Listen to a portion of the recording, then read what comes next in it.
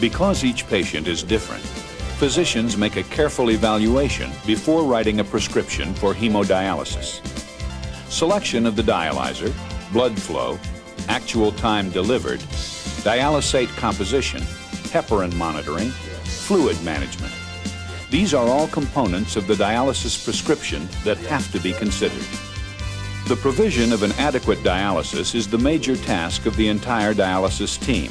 Patient survival is dependent on this. The amount of dialysis given is measured by the urea clearance of the dialyzer delivered over a specific time in a patient with a specific volume. This is expressed as KT over V, which is measured regularly. An alternative to the use of KT over V is the urea reduction ratio, or URR, which is calculated by pre-dialysis BUN minus post-dialysis BUN over pre-dialysis BUN times 100. As the patient care provider, you must always supply a certain quantity of dialysis. The physician has carefully determined what that quantity of dialysis should be. The delivery of that prescription is your responsibility.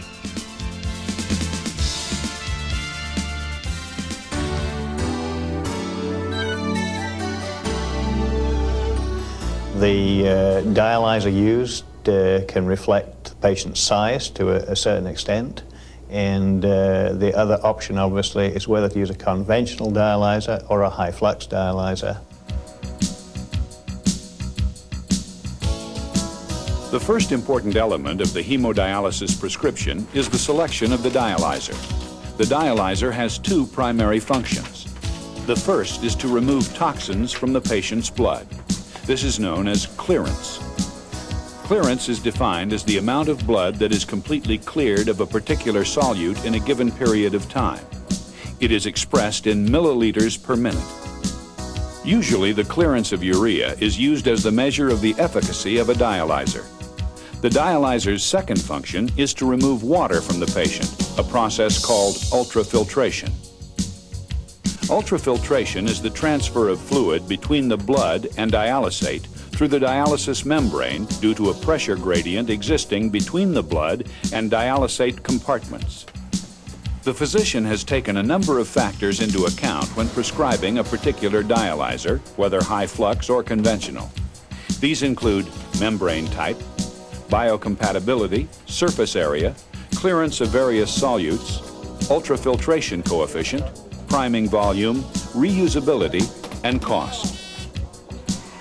If dialyzers are reprocessed, you must ensure that patients receive their own dialyzers. The decision of the medical director to reprocess dialyzers carries with it additional responsibilities for monitoring the delivery of the prescription. Every dialyzer must be properly primed according to the manufacturer's instructions and your facility's protocol to assure that all air, residual disinfectants, or manufacturing residues are removed. Another important factor is assuring that the dialyzer has been connected properly to the blood and dialysate lines. To maximize solute clearance, the dialysate flow must be countercurrent to the blood flow. The dialysate flow through the dialyzer is directed upward during dialysis to prevent the accumulation of air bubbles on the dialysate side. When air bubbles are present, the membrane does not come in contact with the dialysate. Diffusion cannot take place, and the efficiency of the treatment is decreased. Blood flow and dialysate flow must be set according to the physician's prescription to achieve the expected dialyzer clearances.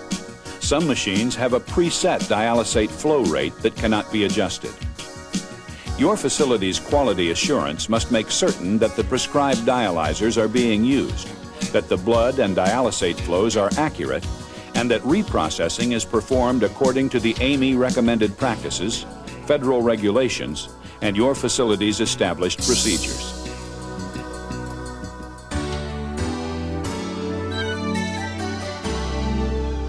Blood flow is critical.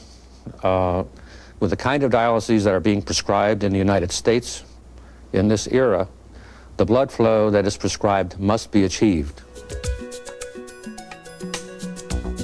Blood flow is an essential component of the prescription, since the dialyzer's solute clearance directly correlates with it.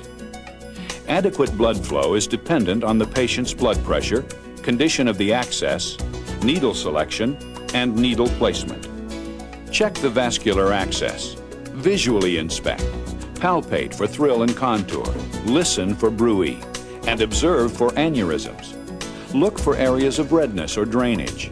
Evaluate the access for direction of flow, and clean and disinfect the access before placing the needle. Make sure that the needle gauge and length are appropriate for the blood flow that you're trying to achieve. Shorter needles with large internal diameters are usually preferable because they minimize resistance.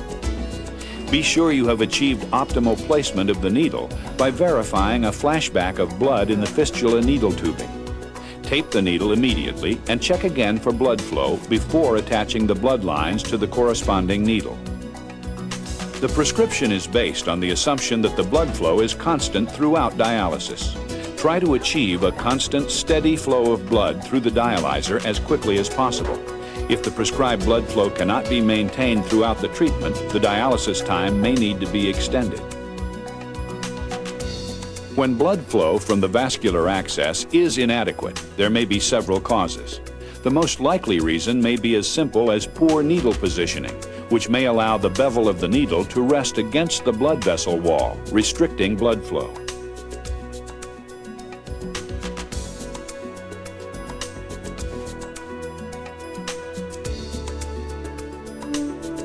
Sometimes personal items may obstruct the blood flow, or the patient may have shifted position. At times, even the tubing itself may kink, which could reduce blood flow to a significant degree. Blood pressure should be monitored frequently to assess the patient's condition. A drop in your patient's blood pressure could decrease the flow rate in the access, reducing the blood flow available to the extracorporeal circuit. If there is a pre-pump arterial drip chamber, observe the flow into the chamber at the initiation of dialysis, and again with each monitoring check of the patient and the equipment. This can be used as a good indicator of blood flow. Some facilities monitor the pressure with a pre- or post-pump arterial drip chamber. Other facilities may use a pressure pillow, and still other facilities may not measure the arterial pressure at all. When the pressure pillow collapses or a high pre-pump negative pressure is measured, the patient's access is not providing the blood flow rate indicated by the blood pump setting.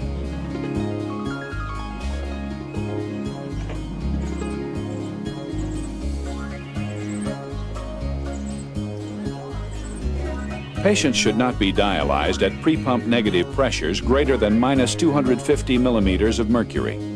High negative arterial pressures are associated with recirculation, blood cell damage, access damage, reduced blood flow, and small air bubbles in the extracorporeal circuit.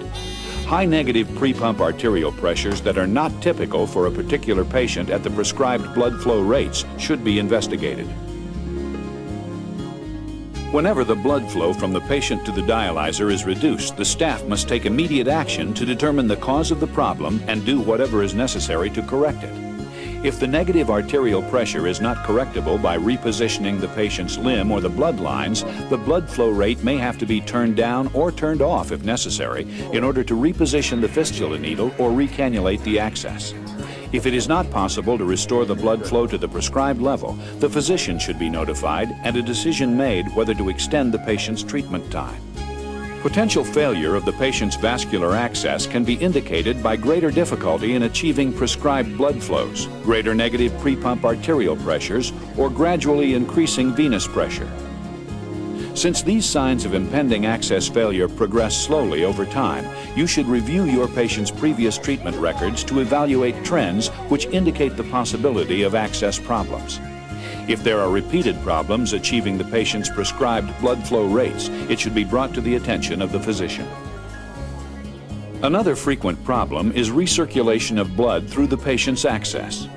Recirculation causes the effective clearances to be reduced. Recirculation may be caused by a partially occluded access or by improperly placed needles. This could include being placed too close together, pointing in the wrong direction, or actually reversing the arterial and venous connections. Recirculation studies should be performed to evaluate whether or not an access is failing. Some small amount of recirculation may be unavoidable and acceptable as long as the prescription takes this into account. In patients with fistulas or grafts, the patient's blood occasionally may appear darker than usual when recirculation is present. Blood routinely appears darker in patients with femoral or subclavian catheters because the catheters are inserted in veins, so the color of the blood is not always a good indicator of recirculation. Remember that dual lumen venous catheters are particularly susceptible to recirculation because the arterial and venous openings are so close together. It is not good practice to reverse the blood lines to improve blood flow. This can greatly increase recirculation and could affect the dialysis prescription. Recirculation is far more common than many clinicians realize and should be suspected whenever the KT/V or URR results are lower than expected for the prescribed dialysis. Your facility's quality assurance must see to it that prescribed blood flows are being maintained throughout the treatment. It is important to monitor routine calibration of blood pumps and machine pressure gauges. It should also include observation of staff for compliance with facility procedures and in-servicing as needed.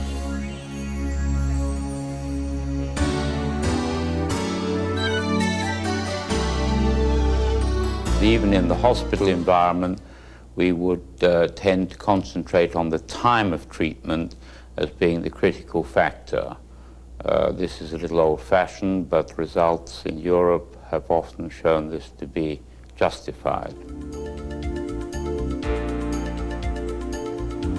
The actual time delivered is a critical component of the dialysis prescription. This involves both the frequency of the dialysis treatments, how many times per week the patient comes in for treatment, and the length of time prescribed for each treatment.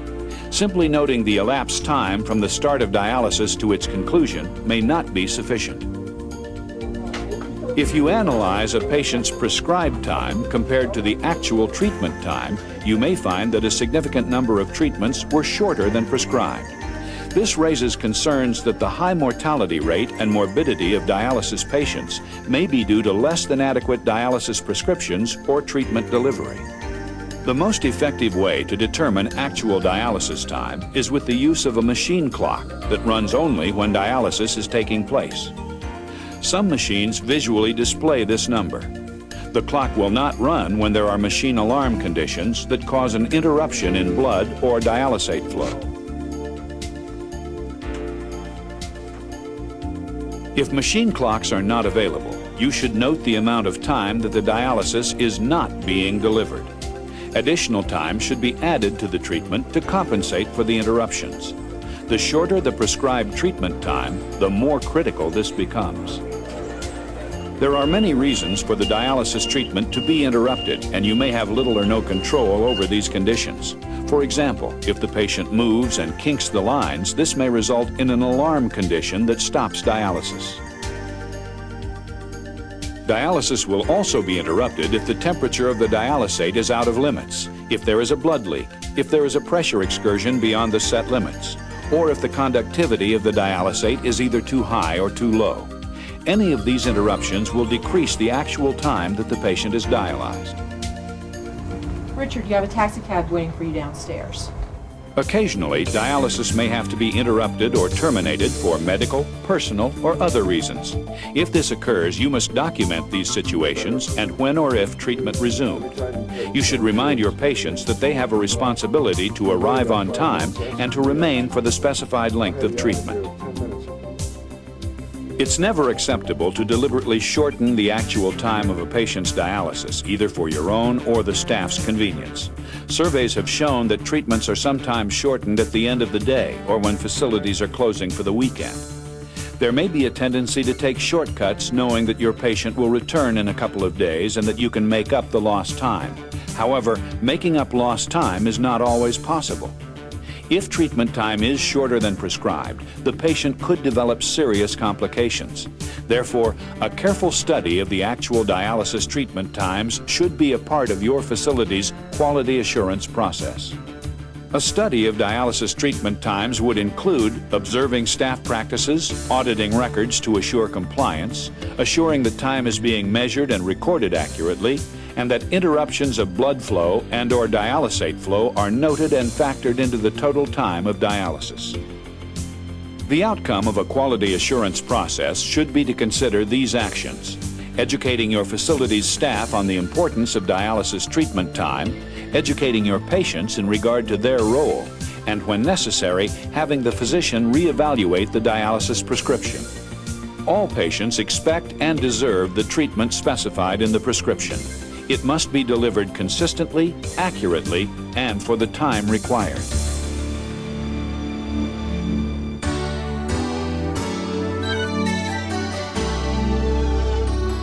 When we decide the dialysis fluid composition, the purpose is, of course, to purify the uremic blood and to normalize the composition of blood. And we select the composition to do the job properly. Another important component of the dialysis prescription is the dialysate composition. The function of the dialysate is to balance the chemical composition of the body fluids. Failing to provide the prescribed dialysate can have serious adverse effects for the patient. First, you must assure that the prescribed formula and type of concentrate are used. It is essential that the acid component of bicarbonate dialysate concentrate not be confused with the acetate concentrate or with the bicarbonate concentrate. It is critical that you take the time to read the labels on these containers. Use water that meets the AMI standard when mixing the powdered sodium bicarbonate into a liquid.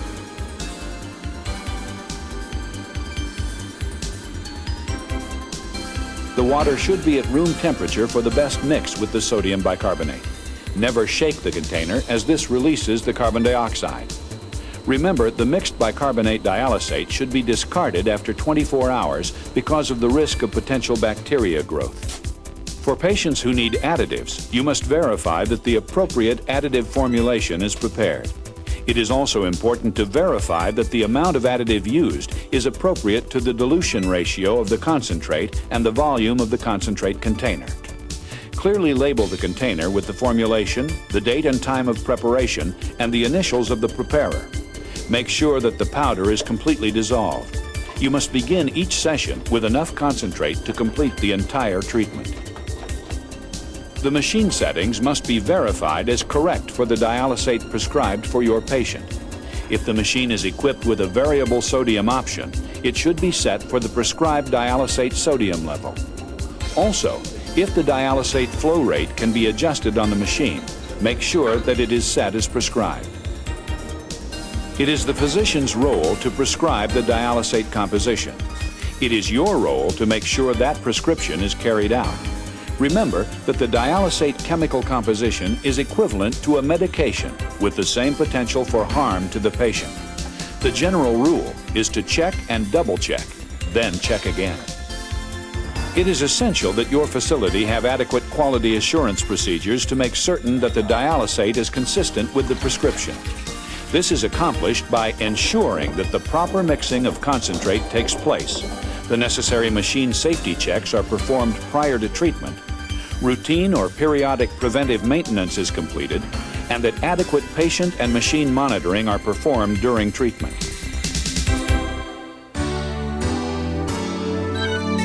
The biggest problem with heparin in a maintenance unit is that individual patients' heparin requirements change from time to time, particularly as the seasons change. So it's necessary to monitor the effects of heparin so that you don't over-heparinize or under-heparinize. Heparin is the most common anticoagulant used in hemodialysis. The use of heparin prevents clotting of the extracorporeal circuit, including the dialyzer. Clotting is a serious problem because it causes a reduction in the available membrane surface area. This reduces the effectiveness of the dialyzer so that the prescribed amount of dialysis cannot be delivered. If partially clotted, the dialyzer clears fewer toxins, and this results in reduced KT/V or URR if not recognized and corrected. Careful assessment of your patient's anticoagulation requirements is critical. Ongoing clotting studies should be done according to unit protocol to monitor the adequacy of heparinization. The anticoagulant can be given to your patient in a single systemic dose at the beginning of the dialysis treatment, or it can be given continuously with the use of an infusion pump, or intermittently during the treatment following an initial bolus. With syringe pumps, verify that the correct syringe size is being used and that it has been loaded into the infusion pump according to the manufacturer's instructions. Each time you check your patient, you should record the dose of heparin that has been delivered. Choosing the wrong size syringe, failure to prime the heparin line, or to turn on the heparin pump may cause an improper dose of heparin to be delivered. If there is concern about the dose delivered to the patient, the calibration of the infusion pump should be checked. If your patient suddenly shows unusual clotting characteristics, you should initiate actions to alleviate the problem. Talk to the patient and determine if there have been any unusual medical problems since the last treatment. Patients with an infection or fever often require an increased heparin dose to prevent dialyzer clotting. Sudden, isolated clotting episodes can occur in patients without acute illness and despite seemingly adequate anticoagulation. Other factors that can affect heparin requirements include drugs such as aspirin and other antiplatelet agents, warfarin and other anticoagulants, nicotine, digitalis, tetracycline, and antihistamines. Medical conditions including fever, infection, uremia, thrombophlebitis, myocardial infarction, cancer, and liver disease. Patient characteristics that affect heparin requirements include differences in sensitivity, metabolic and elimination rates, and platelet count, and for female patients, menstrual cycle.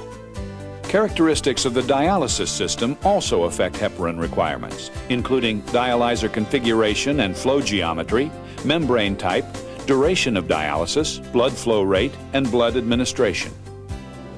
Inadequate air removal during priming can slow or stop blood flow in the individual dialyzer fibers. When fluid is ultrafiltered from blood trapped by the residual air, it causes the blood to thicken and eventually clot. This can occur even when heparinization is adequate. Medications like EPO increase the red blood cell production and therefore increase the hematocrit. Patients on EPO may require increased anticoagulation with heparin to prevent clotting of the dialyzer.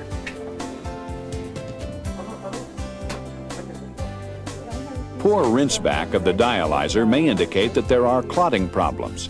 It is important that each possible cause of clotting be investigated and corrective action taken wherever possible. Frequent communication among all members of the care planning team is necessary to arrive at the best solution for each patient. Your facility's quality assurance should make certain that infusion pumps are being calibrated routinely, that staff are adequately trained in anticoagulation procedures, and that the therapy is being delivered as prescribed.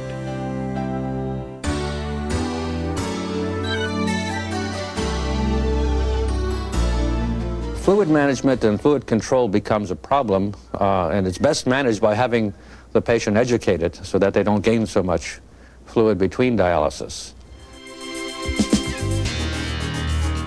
The final key element of the dialysis prescription is the patient's dry weight, sometimes called target or ideal weight.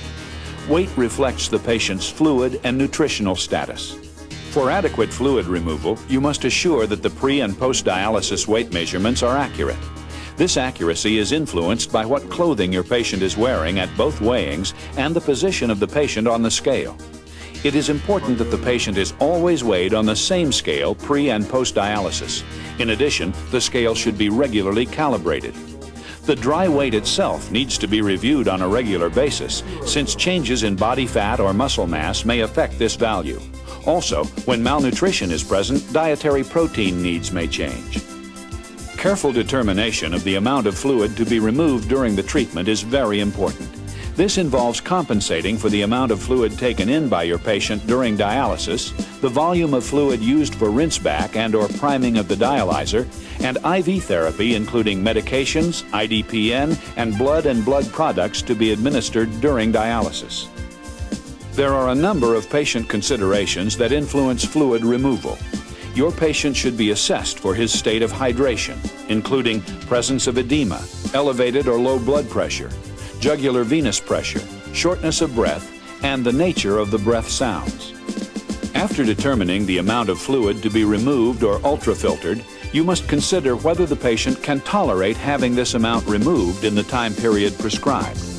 Since fluid removal affects blood pressure should be taken pre- and post-dialysis, both standing and sitting.